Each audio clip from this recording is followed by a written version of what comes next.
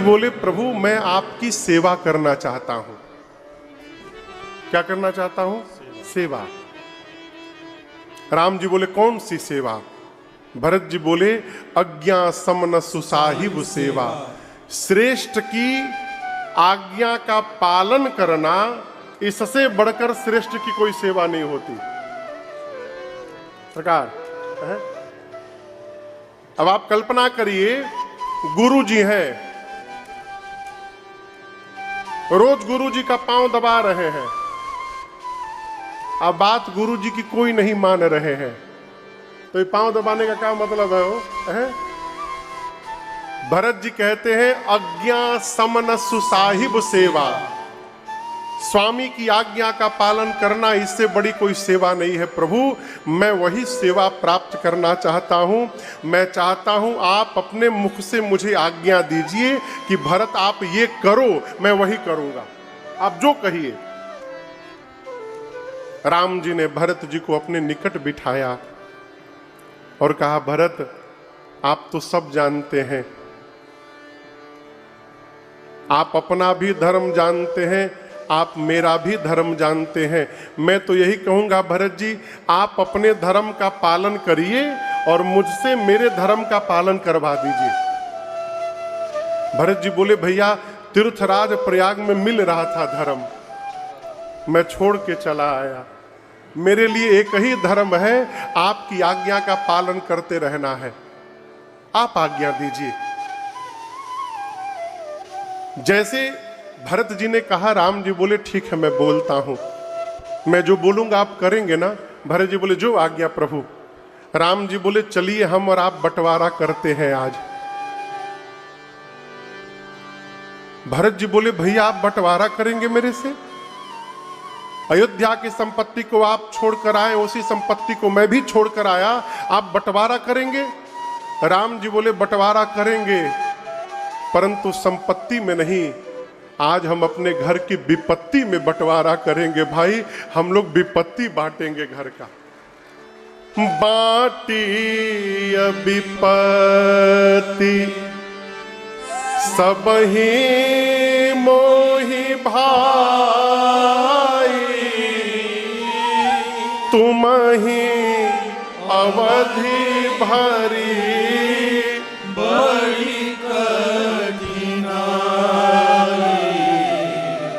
बड़ी कठिना। ये प्रसंग कहता है माई बाप, घर में यदि बंटवारा करना हो तो भाई की विपत्ति में बंटवारा करिए। संपत्ति बांटने वाले तो बहुत लोग मिलेंगे।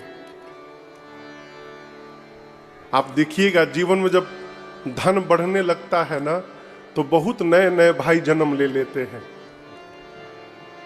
लोग परिचय कराते हैं, महाराज ये मेरे भाई जैसे हैं, एकदम एकदम बिल्कुल भाई जैसे हैं।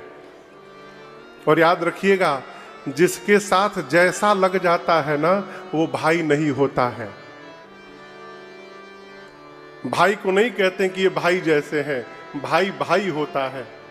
और जो कुछ नहीं होता है उसमें जैसा लगाना पड़ता है। धन बढ़ेगा, ये भाई जैसे लोग बहुत मिलेंगे। जब जीवन में विपत्ति आएगा ना, तो अपने भाई को छोड़कर दूसरा कोई नहीं दिखाई देगा। इसलिए अपने संबंध को बचाइए। वर्तमान समय में बड़ी आवश्यकता है संबंधों का संरक्षण करना है। राम जी बोले 14 वर्ष मैं वन में रहूंगा और 14 वर्ष भरत आप अयोध्या में रहेंगे। भरत जी चरणों में गिर गए, बोले प्रभु अभिषेक की सामग्री आई है, आज्ञा दीजिए तो यहीं पर अभिषेक हो जाए आपका। राम जी बोले नहीं, लौटने के बाद। अत्रि मुनि ले जाकर, आप कभी मध्य प्रदेश में है, चित्रकूट गए होंगे, चित्रकूट और बांदा के बीच में कुआं है, उसी कूप में ले जाकर अत्रि मुनि ने भरत जी से बोलकर और राज्याभिषेक की पूरी सामग्री उसमें सुरक्षित करवाई और कहा भरत जी आज के बाद इसका नाम भरत कूप होगा। हाँ। 5 दिन भरत जी चित्रकूट का दर्शन किए। 6वें दिन की बारी है, आज विदा का दिन है। जैसे आप लोग बैठे हैं ना, पूरी अयोध्या की प्रजा बैठी है। इधर इधर भरत जी बैठे हैं, राम जी बैठे हैं, शत्रुघ्न जी हैं, लक्ष्मण जी हैं, पूरा परिवार है, सब बैठे हैं, कोई बोल नहीं रहा है। राम जी कैसे बोल दे भरत जी को कि आप चले जाइए? और दर्शन करिए, भरत जी समझ गए कि भैया को संकोच हो रहा है, तो भरत जी ही खड़े होकर बोल दिए। क्या बोल दिए? अब गोसाई मोहि देहु रजाई,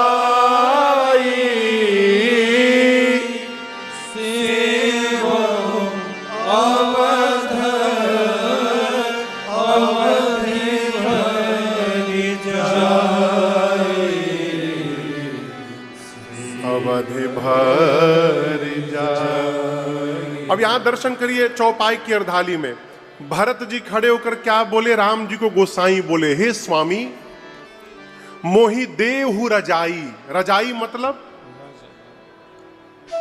ओढ़ने वाला रजाई नहीं। भरत जी को ठंडा नहीं लग रहा है कि रजाई मांग रहे हैं, रजाई दीजिए, नहीं। रजाई मतलब राज आज्ञा। रजाई मतलब भरत जी कहना चाहते हैं कि मैं राजा नहीं हूं, आप राजा हैं। राज आज्ञा कौन देगा? जो राजा होगा वो देगा। भरत जी कह रहे हैं मैं अपने भैया से नहीं बोल रहा हूं, मैं अयोध्या के महाराज से बोल रहा हूं।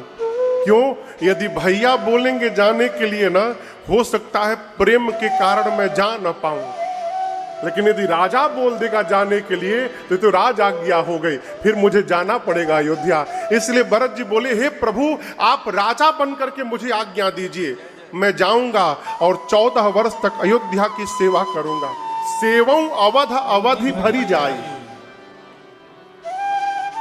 जैसे भरत जी ने बात कही, राम जी उठ करके भरत जी को हृदय से लगा लिए, गले लगा लिए प्रभु। बहुत सिखाया राम जी ने। भरत कुछ भी करना ना, माताओं से और गुरु जी से पूछ पूछ कर करना है। देखो भरत, आप मुखिया बन के जा रहे हैं। मुखिया का स्वभाव मुख जैसा होना चाहिए। क्या? मुख भोजन करता है। अच्छा आप बताओ, शरीर में दाहिने हाथ और बाएं हाथ में सबसे अधिक मेहनत कौन हाथ करता है? हाँ, दाहिना हाथ। बायां हाथ कम मेहनत करता है। लेकिन जब मुख भोजन करता है ना, तो मुख ये नहीं सोचता कि दाहिना हाथ बहुत मेहनत करता है, इसको ज्यादा प्रोटीन विटामिन भेजो, बाएं को कम भेजो, नहीं करता। मुख भोजन लेता है तो सिर से लेकर पांव तक जितने अंग है सबको समान रूप से पोषण देता है। उसी प्रकार आप मुखिया हो, मुखिया को एक भाव से देखना चाहिए सबको। खूब समझाया प्रभु ने।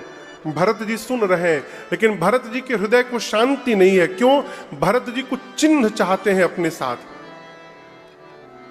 और राम जी जैसे समझ गए। यहां गुरुदेव भगवान मेरे कहते हैं, राम जी का एक नवीन अवतार हुआ है। कौन सा अवतार? पादुका अवतार।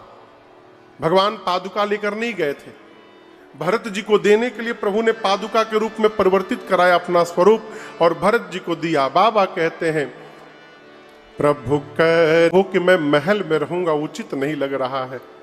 अनुमति लेके भरत जी नंदी ग्राम चले गए। नंदी ग्राम में कुटिया बना के भरत जी रहने लगे। रात्रि में जब भरत जी सोने गए तो सोचे भैया तो धरती पर सोते होंगे, अब मैं सेवक हूं, सेवक को स्वामी से नीचे सोना चाहिए। अस्तु भरत जी धरा में गड्ढा खोद के और उस गड्ढे में सोने लगे। सब प्रकार से अयोध्या की प्रजा भरत जी की प्रशंसा करती है।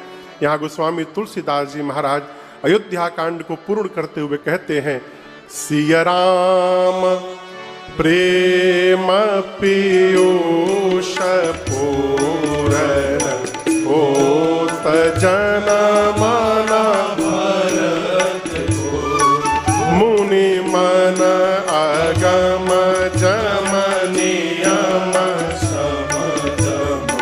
विषम व्रत आचरत दुखदाहदारी ददम्भ दूषण समिस आप हरत को दुख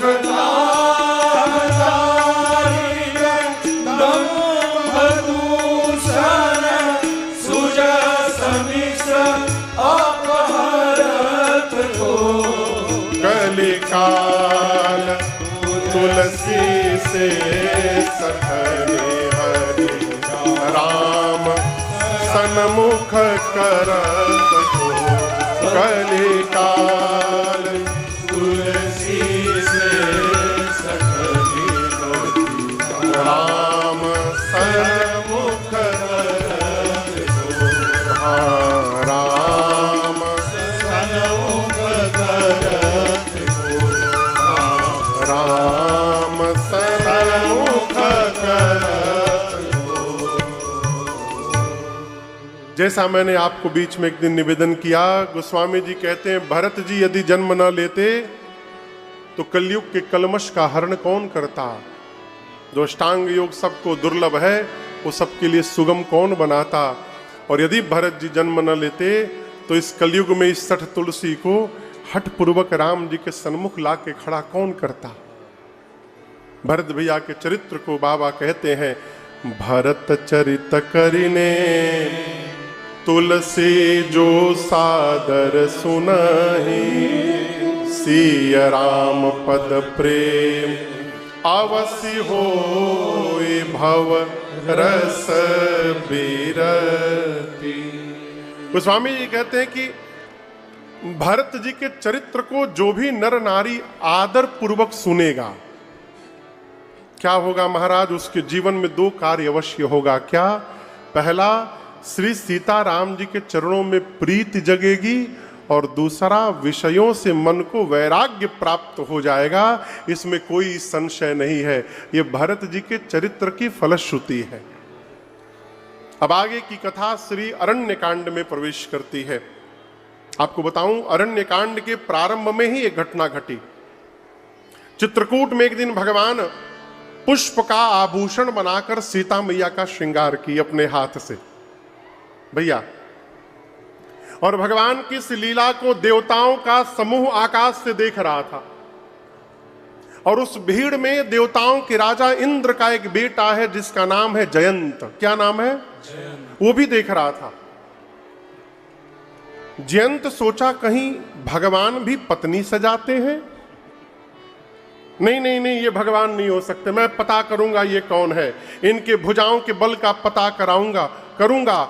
और मूर्ख जयंत कौवा बन के धरती पर नीचे चला आया चित्रकूट में।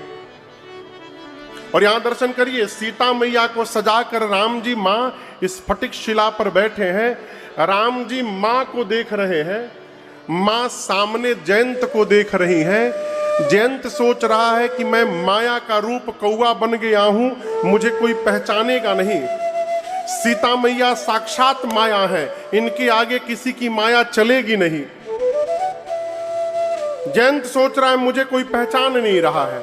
और सीता मैया बोली, इंद्र का बिटवा जयंत काहे के लाने कौवा बना है, आज कौवा बन के घूम रहा है। अभी मां सोच ही रही थी, तब तक आया और सीता चरण चोचहति भागा मूढ़ मंदमति कारण कागा। एक सूचना आप लोग को दे दूं मैं, कल विश्राम सत्र है इस कथा का। तो आज तक तो हम लोग दिन में 2:30-3 बजे से बैठ के कथा सुनते रहे, लेकिन कल की कथा दिन में 10 बजे से है। कितने बजे से? 10 बजे। सुनाई दे रहा है आप लोग को? कितने बजे से? 10 बजे से। अच्छा, कितने लोग सुबह आएंगे कल कथा में? अच्छा, सब लोग आएंगे, ठीक है, कोई बात नहीं। जो हाथ उठाया है राम जी देख लिए हैं। कौन कौन हाथ उठाया है? कल की कथा प्रातः वेला में 10 बजे से। हम भी 10 बजे कल आएंगे।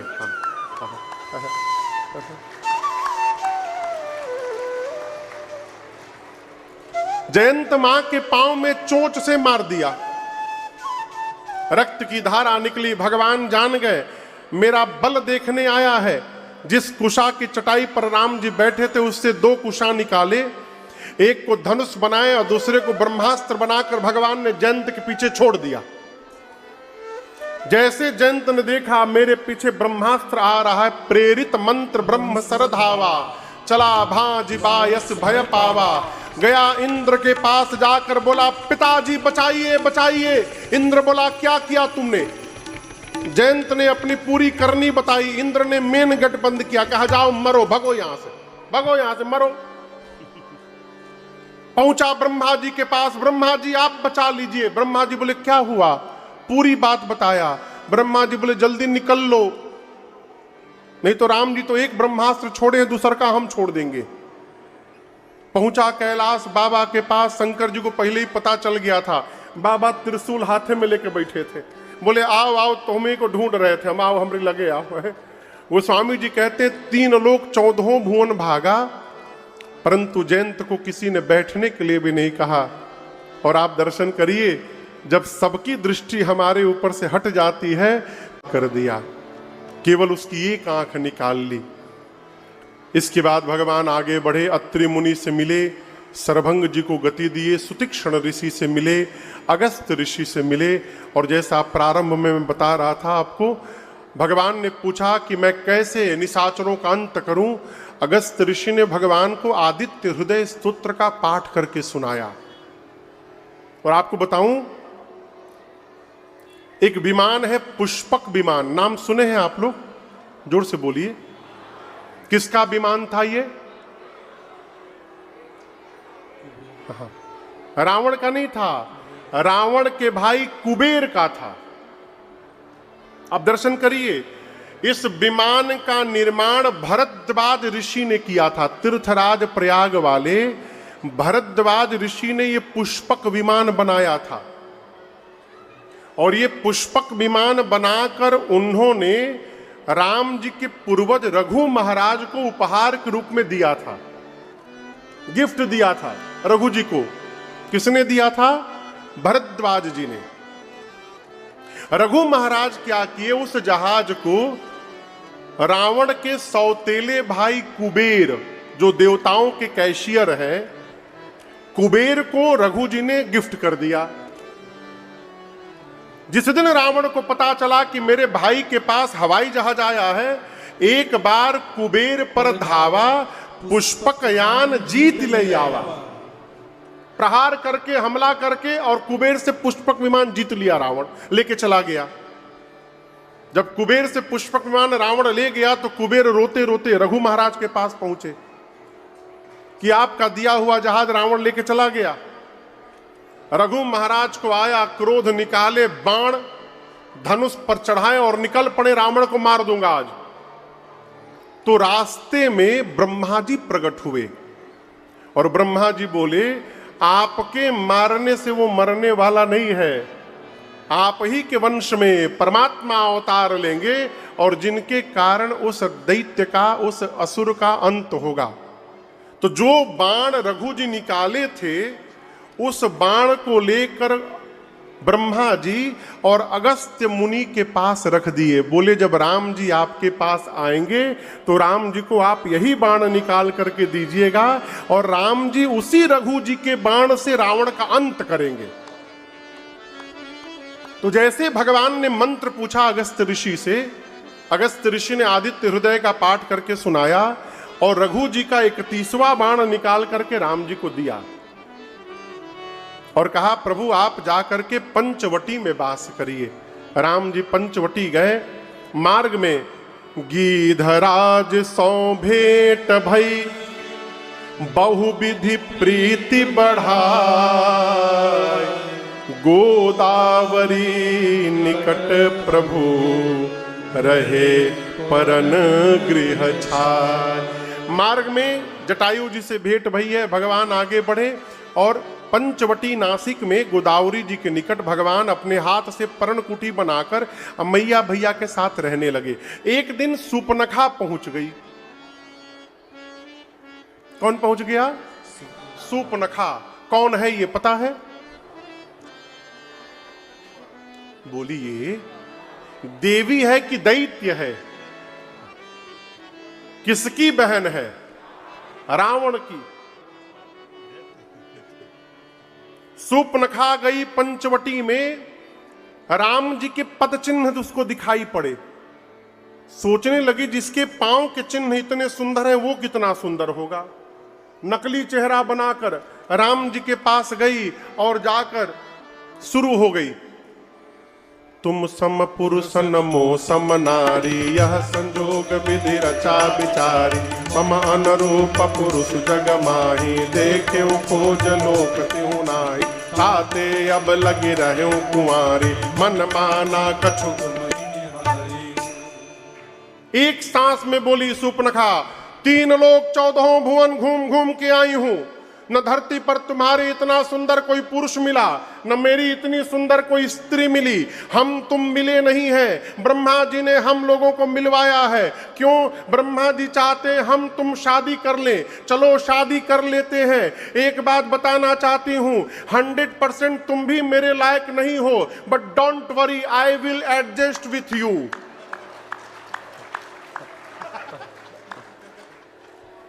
मैं काम चला लूंगी। 100% तो तुम भी मेरे लायक नहीं हो, लेकिन कोई बात नहीं, मैं चला लूंगी। भगवान सुने तो सोचे, जो लड़की अपने लिए घूम घूम के दुल्हा ढूंढ रही है वो कितने संस्कारी घर से आई है, अपना परिचय अपने मुख से दे रही है। ये कह रहे कि हमको देखकर मन थोड़ा सा माना है, यानी हमसे सुंदर मिलेगा तो छोड़ के भाग जाएगी। तो भगवान बोले तुरंत प्रैक्टिकल करो। राम जी बोले हमको का देखी हो, पंडाल के पीछे जाओ, मेरा छोटा भाई लक्ष्मण है, कुंवार है, उसके पास जाओ, उसको देखो एक बार। सुनी छोटका इनसे सुंदर है, राम जी को छोड़ के चली गई। राम जी बोले सही बोल रही थी। लक्ष्मण जी के पास गई, यही वाला टेप रिकॉर्डर वहां भी बजाई, 3 लोक 14 भुवन कोई नहीं मिला, हम तुम मिले।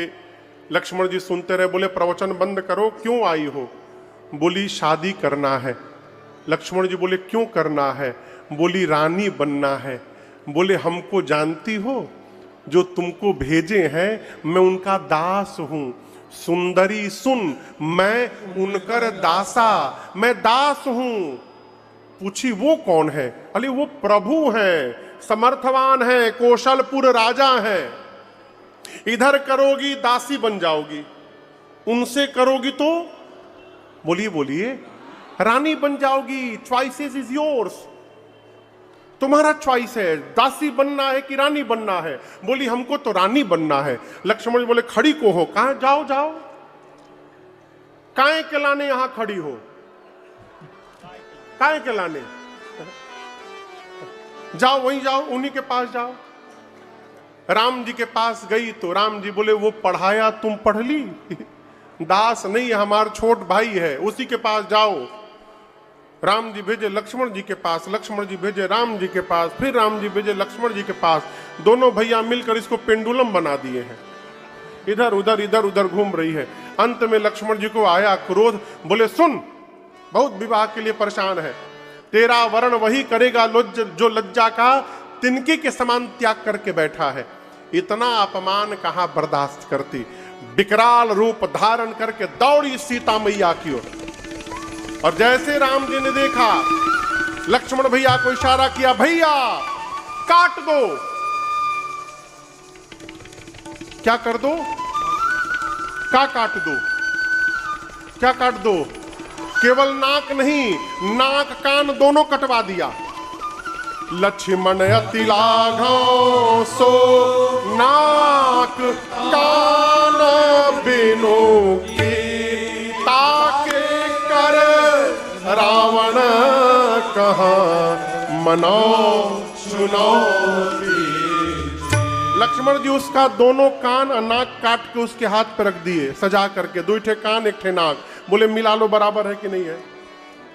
और जाकर अपने भाई रावण से कहना, लक्ष्मण ने चुनौती भेजी है उसको। नाक कान काहे कटवा दिए राम जी? मैं एक बार अमेरिका में कथा गा रहा था, तो यही प्रसंग आया।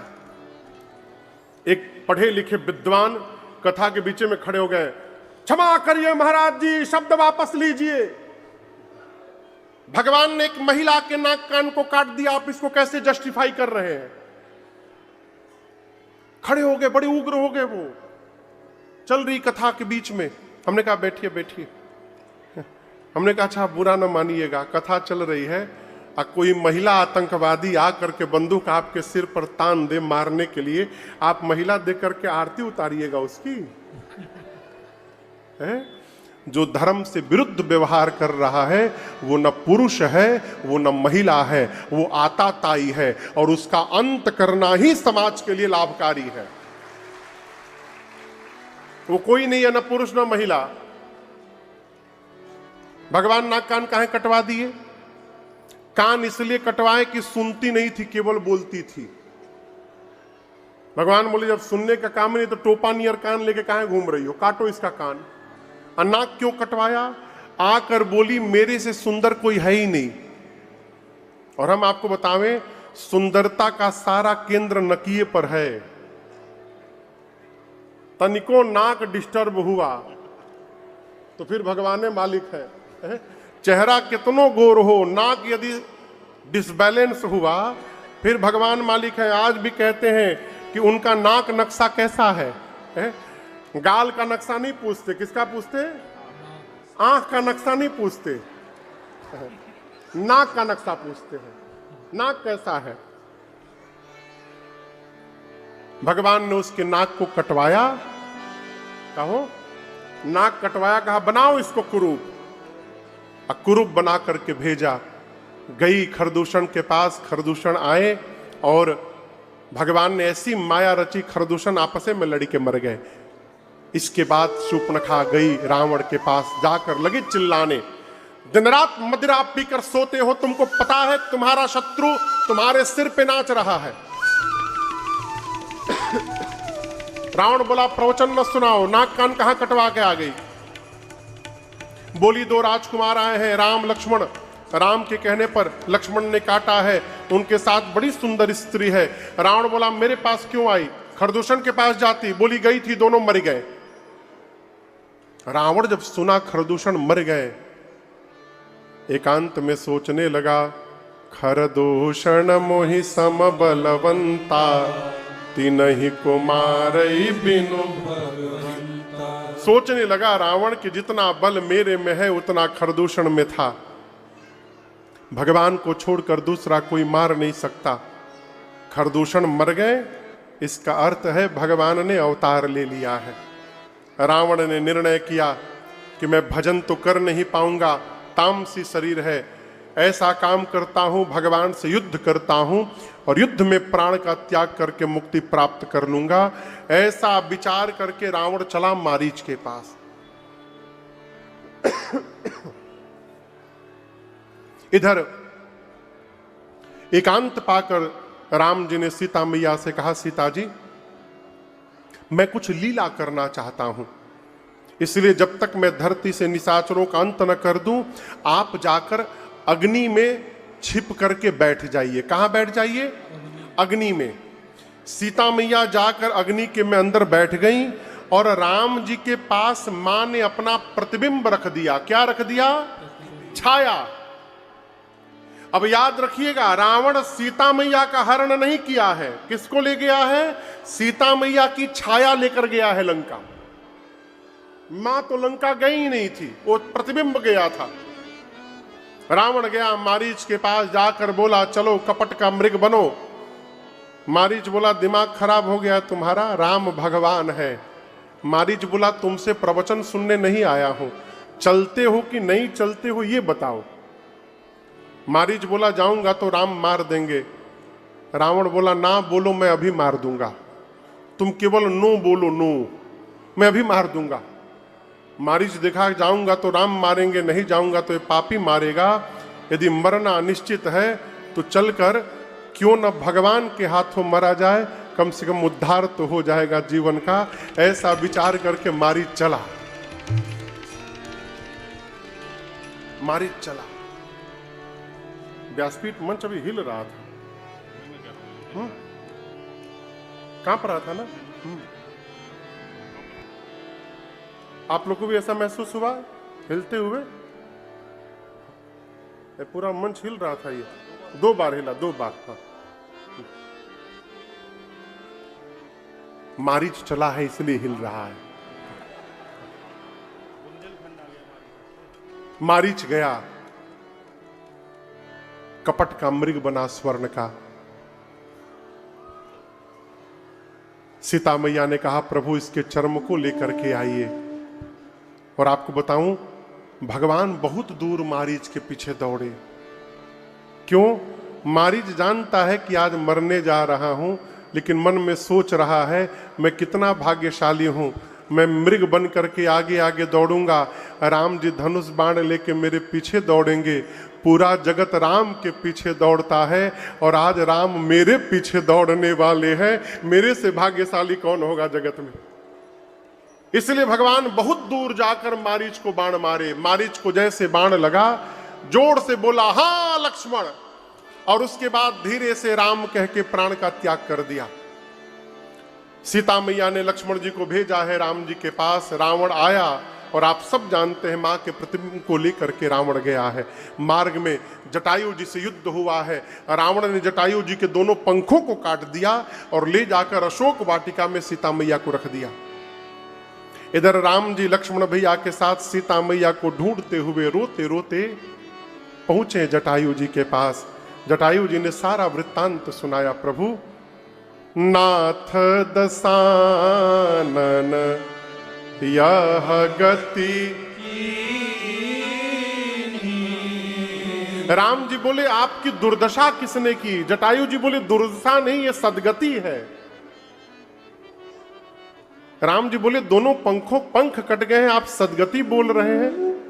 जटायु जी बोले प्रभु जिसके जीवन का अंतिम श्वास आपकी गोद में निकलने वाला है, ये जीवन की सदगति नहीं है तो और क्या है? ये दुर्गति नहीं सदगति है मेरी प्रभु। रावण ने ये गति की है, उसी दुष्ट ने सीता का हरण किया है, दक्षिण दिशा में लेकर गया है। प्रभु बहुत विलाप कर रही थी सीता जी, आपको केवल बताने के लिए प्राण को मैंने बचाया था नाथ, अब मुझे विदा करिए। इतना कह के भगवान की स्तुति करके अविरल भक्ति मांग करके जटायु जी ने और शरीर का त्याग किया है।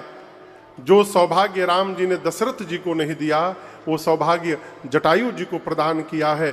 उनकी अंतिम क्रिया राम जी अपने हाथों संपन्न किए हैं। तेहिके क्रिया जथोचित निज कर कीन्ही राम। जटायु जी को गति देकर भगवान आगे बढ़े और चलते चलते भगवान शबरी मैया के आश्रम पहुंचे हैं। कहां पहुंचे हैं? शबरी मैया का जन्म स्थान जानते हैं आप लोग कहां है? पहले मध्य प्रदेश में ही था, अब छत्तीसगढ़ में चला गया है। बिलासपुर के पास एक जिला है बलौदा बाजार। बलौदा बाजार छत्तीसगढ़ में, जो पुराने लोग होंगे जानते होंगे। बलौदा बाजार में एक स्थान है शिवरी नारायण, वो शबरी मैया कर रहे हैं। सबसे पहले उस व्यक्ति का, शबरी मैया का तेज भगवान के पद में प्रवेश किया है। राम जी आगे बढ़े, पंपा सरोवर आया है, यहाँ नारद जी आए, राम जी से वरदान लिए प्रभु आपके मार के खा जाते थे। तो जिस राजा की सवारी निकलती थी वो राजा रोता रहता था, जानता था मरने वाला हूं। अब पूरा नगर नाचे, नया राजा मिलेगा। ये वर्षों से प्रथा थी। एक बार एक राजा की सवारी निकली तो जितना लोग नाचे उससे अधिक राजा नाचे। अब प्रजा वाले सोचे राजा पागल हो गया है, ये क्यों नाच रहा है? अब तक तो सभी राजा रोते थे। मंत्री ने जाकर कहा सरकार जब तक आप उस पार नहीं चले जाएंगे तब तक आप ही हमारे राजा हैं। मन में एक प्रश्न है, आज तक जो भी राजा गए सुना है कि वो रोते रोते गए, आप नाचते हुए हंसते हुए जा रहे हैं। राजा ने मंत्री के कान में धीरे से कहा, मंत्री मैं अपने पूर्वजों जैसा मूर्ख नहीं हूं, मुझे पता था कि मेरे जीवन में ये समय आने वाला है, तो अपने राज्य काल के समय में जैसा ऐश्वर्य इधर है वैसा ही महल और ऐश्वर्य मैंने नदी के उस पार चुपचाप बनवा लिया है। पूरी व्यवस्था मैंने करके रखी है उस पार। अब मुझे कोई भय नहीं है, जैसे नदी उस पार जाऊंगा सीधे महल में चला जाऊंगा और जितनी आयु है आनंद से भोग करूंगा, इसलिए मैं नाच रहा हूं। ये कथा क्या कहती है? वो राजा बुद्धिमान था जो इस काल को जीते जीते अपने उस पार को भी व्यवस्थित करके रहा, तो हंसते हंसते हुए गया। उसी प्रकार जो मनुष्य इस लोक को जीते जीते अपने उस लोक को व्यवस्थित करता है, वो भी जब जगत से जाता है तो नाचते हुए जाता है, उसके मन में कोई ग्लानि नहीं होती। मानस कहता है लोक नहीं, जो परलोक तब यहां सुख चाहूं। और आप दर्शन करिएगा, आप यहां को ठीक करिएगा तो वहां ठीक नहीं होगा, लेकिन यदि वहां को ठीक करिएगा तो ये अपने आप ठीक हो जाएगा। इसी व्यवहार की कथा का नाम है अयोध्या कांड। श्री रामचरितमानस का दूसरा कांड। कल तक हम और आप बाल कांड को गाए, श्रवण किए। राम जी विवाह के बाद वापस माताओं के साथ श्रीधाम अयोध्या आए हैं। भव्य स्वागत हुआ है बहुओं का। शुभ मुहूर्त देखकर कल गंगन छुड़ाया गया। श्री विश्वामित्र जी 7 दिन अयोध्या में रहे, उसके बाद दशरथ जी से विदा लेकर बक्सर गए। यहां पर बाल कांड की कथा पूरी भई। अयोध्या कांड की कथा प्रारंभ होती है। प्रारंभ में गोस्वामी जी ने शंकर भगवान को वंदन किया, राम जी के मुख को वंदन किया, और मेरे पीछे जो आप स्वरूप दर्शन कर रहे हैं, इस स्वरूप को वंदन किया। गोस्वामी जी कहते हैं राम पहली बार सुने 11 वर्षों तक। आप इस बात की कल्पना कर सकते हैं, 11 वर्ष तक। ये क्या है? स्वभाव है। सरकार देखिए, बुरा ना मानिएगा, रोने का यदि स्वभाव बन गया तो विवाह के दिन भी आप रोते हुए दिखाई पड़ेंगे। ये स्वभाव है। और यदि नाचने का स्वभाव बन गया तो जीवन में कुछ भी नहीं रहेगा, उसके बाद भी आप नाचते हुए दिखाई पड़ेंगे। ये स्वभाव है। हम कैसे जी रहे हैं? भगवान विवाह करके आए, अयोध्या में 11 वर्षों तक उत्सव चल रहा है।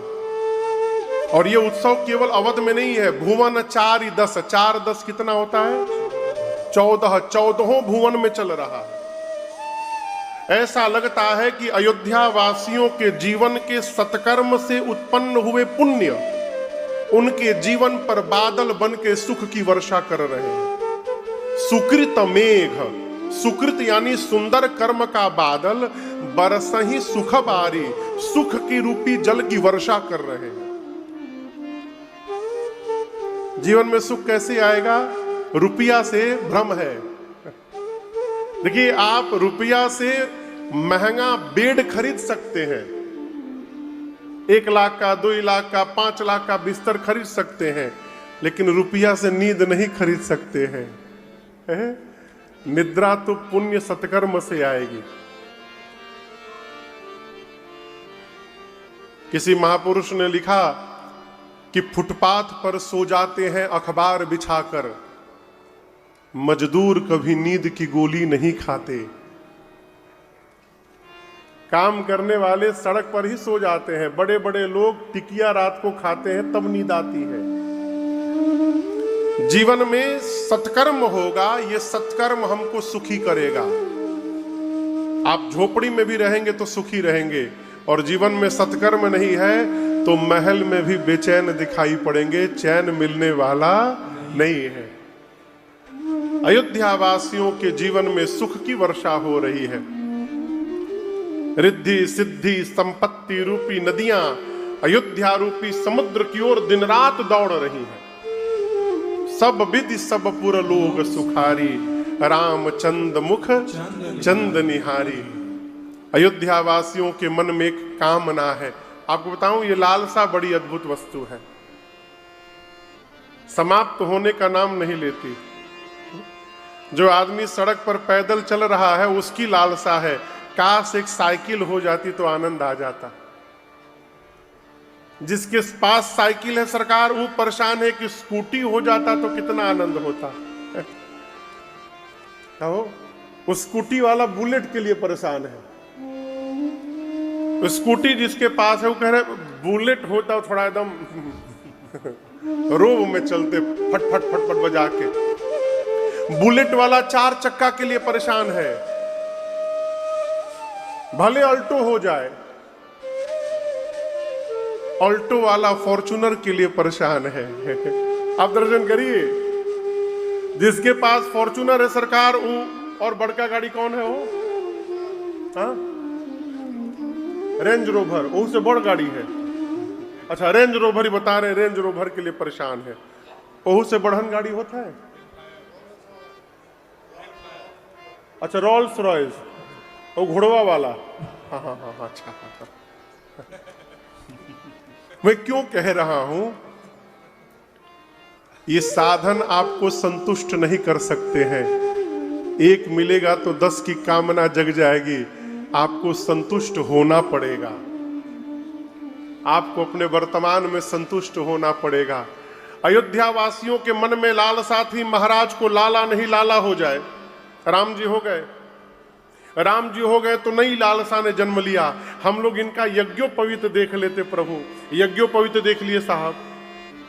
उसके बाद और लालसा ने जन्म लिया, विवाह देखने को मिल जाता, कितना आनंद होता। विवाह भी देख लिए।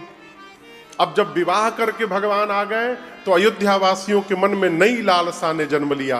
आप अछत युवराज पद, राम ही देऊं नरेश।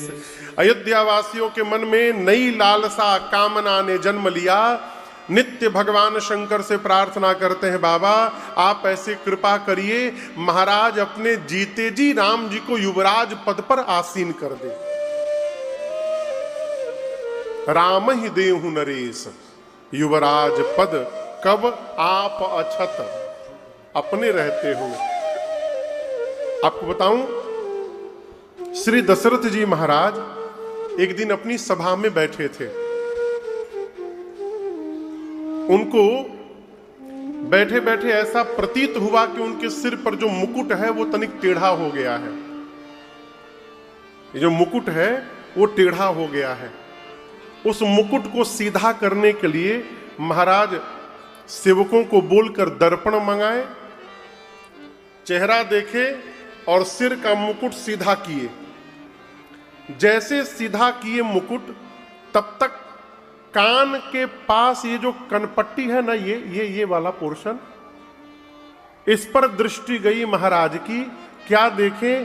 श्रवण, श्रवण यानी कान, श्रवण समीप, समीप यानी निकट, श्रवण समीप भये शितकेशा। महाराज ने देखा कि उनके कान के पास के जो केश हैं वो श्वेत हो गए हैं। आजकल तो 10-10 साल के बच्चों का श्वेत हो गया है। आजकल ये फॉर्मूला लागू नहीं होगा, ये पहले की बात है जब अवस्था आने पर केश श्वेत होते थे। आजकल तो लोग फैशनों में श्वेत करवा ले रहे हैं। हाँ,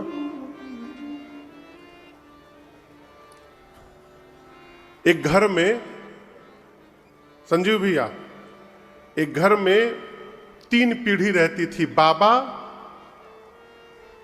बाबा का लड़का और उनका बेटा, मतलब बेटा, पिताजी और दादाजी, 3 पीढ़ी रहते थे।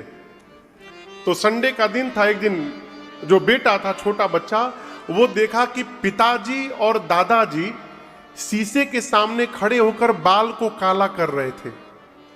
पिताजी भी कर रहे थे और दादाजी भी कर रहे थे एक साथ, दोनों लोग बाल करिया कर रहे थे। छोटा बच्चा जाकर पिताजी से पूछा, पिताजी क्या कर रहे हैं? बोले बाल को काला कर रहा हूं। दादा के पास गया, दादा आप क्या कर रहे हैं? बोले मैं भी बाल काला कर रहा हूं। बोला अच्छा अच्छा। छोटा बच्चा गया, 2 मिनट के भीतर में कटोरी में चूना ले आया घोर के। चूना समझते हैं ना, चूना किस रंग का होता है? सफेद। हाँ, तब देखें आप लोग, हाँ कई लोग करियो मान लेते हैं सफेद रंग का चूना, चूना घोर के लाया कटोरी में। अब ब्रश लेके आया, अब बाबा जी और पिताजी के बगल में खड़ा होके वो ब्रश से अपन करिया बाल सफेद करने लगा। दादाजी और पिताजी दोनों डांट कर बोले, मूर्ख ये क्या कर रहा है? बोला, काला बाल सफेद कर रहा हूं। दोनों पूछे, क्यों कर रहे हो? छोटा बच्चा बोला, घर में कोई तो बूढ़ा दिखाई देना चाहिए। आप दोनों बूढ़े होकर मान नहीं रहे कि हम बूढ़े हो गए हैं, तो कोई तो बूढ़ा दिखना चाहिए भाई घर में। ये क्या है? हमारा शरीर हमको समय समय पर संकेत करता है। कैसे महाराज? आप भोजन कर रहे हैं, भोजन करते समय डकार आता है, डकार समझते हैं ना? डकार आया, इसका क्या मतलब? इसका अर्थ है पेट हाथ जोड़ के निवेदन कर रहा है कि अब मेरे ऊपर कृपा किया जाए कृपा करिए हमारे ऊपर, अब ना कुछ डालिए। मनुष्य क्या कहता है? एक पूड़ी का जगह बन गया, लाओ पूड़ी, और खाता है। आंख से कम दिखाई देने लगा, इसका क्या मतलब? जगत को बहुत देख लिए, अब अपने को देखने का समय आ गया है। खुद को देखो। आदमी चश्मा लगा लेता है, हम तो देखेंगे भाई। कान से सुनाई कम देने लगा। देखिए, बुरा ना मानिएगा, यहां जितने बुजुर्ग लोग बैठे हैं, वृद्ध लोग, एक बात कहूं, बुढ़ापे में जिसको कान से सुनाई देना कम हो गया, वो ये मान ले कि उस पर भगवान की बड़ी कृपा हो गई। बड़ी कृपा। क्यों? न सुनाई देगा, न टेंशन होगा। घर वाले भले कुछ कहते रहे, अपने आनंद में बड़े रहिए। न सुनाई देगा, न टेंशन करिएगा। सुनाइए नहीं दे रहा हमको है?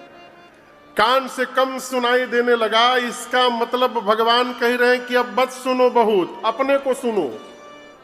दांत गिर रहे हैं, इसका क्या मतलब? भीतर का सिस्टम कमजोर हो रहा है। अब मीठा मीठा भोजन करो। आदमी कितना चालू है, जितने बार टूटोगे उतनी बार लगाऊंगा। हमारे बाबा जी थे, काका जी बाबा, बाबा के छोटे भाई, तो हम लोग साथ में कलकत्ता रहते थे बचपन। 2007 तक बाबा जी थे। पहले गांव रहते थे, फिर लास्ट के 5-6 साल बहुत वृद्ध हो गए थे, लगभग 95 साल की अवस्था हो गई थी, 90-95 साल, तो कलकत्ता फिर आ गए। साथ में हम लोग रहते थे। आपने देखे काका जी बाबा, तो उनके दांत नहीं, उनकी आंख उख सब ठीक था। तो हमसे कहते थे, बाबू हमको कुछ दिखाई नहीं दे रहा है। तो मैं भी बच्चा, मैं भी विनोद में कहता था, बाबा जी महंगा चश्मा लेके आ रहा हूं आपके लिए। तो मैं जाकर बच्चों वाला जो 20 रुपये में चश्मा नहीं मिलता, पीला लाल हरा वाला, वही ला के पहनाता था उनको। कहते थे, अब साफ दिखाई दे रहा है हमको तो उनके दांत नहीं थे। तो हमारे घर से थोड़ी दूर 52गाछी ब्रिज के पास एक दांत वाले डॉक्टर थे। तो उनके पास दादा बाबा जी को मैं ले गया। तो डॉक्टर साहब पहले दिन बोल दिए कि बाबा जी हम आपसे चना चबवा के रहेंगे, ऐसा दांत लगाएंगे आप चना चबाइएगा। बाबा इसको गांठ बांध लिए। अब वो नीचे का सेट ऊपर का सेट लगाए पूरा डॉक्टर साहब। अब बाबा हमारे क्या करते थे, ठीक जैसे उनका शाम को 5 बजे चेंबर खोलने का समय होता था, बाबा अपन लाठी उठाते थे, बाजार में से 10 रुपए का चना खरीदते थे और चना लेके पहुंच जाते थे उनके चेंबर में। बोलते थे, लाया हूं चबवाइए हमको। अब वो जब बाबा जब चना चबाए तो दांत ऊपर चना नीचे। अब उसको मंत्र सुनाना कर दे, तुम बर्बाद कर दिया मेरा मुंह, सारा दांत उल्टा पुल्टा लगा दिया। 10 दिन बाद वो डॉक्टर घर आया, पिताजी से बोला, बाबा जी को पकड़ के रखिए, सारा पेशेंट हमारा तोड़ देंगे। जैसे पेशेंटों का समय आता है, बाबा जी चना लेके पहुंच जाते, बोले चबवाओ इसको। दांत यदि गिर गए, इसका मतलब मीठा भोजन करिए। क्यों? आप नकली दांत लगा लेंगे, भीतर का सिस्टम कैसे ठीक करिएगा? ये संकेत है। महाराज ने श्वेत केश देखा, उनको ऐसा लगा कि ये केश उनके कान में प्रवेश करके और उनको उपदेश दे रहे हैं, महाराज हमने अपना रंग बदलना प्रारंभ कर दिया है, आप अपना रंग कब बदलेंगे? समय आ गया है। नृप युवराज राम कहूं देहु। महाराज राम को युवराज बनाइए। जैसे मन में ये भाव आया, श्री चक्रवर्ती जी महाराज दौड़कर गुरु जी के पास गए, जाकर चरणों में निवेदन करिए। बोले महाराज गुरुदेव, आपकी कृपा से मेरे राम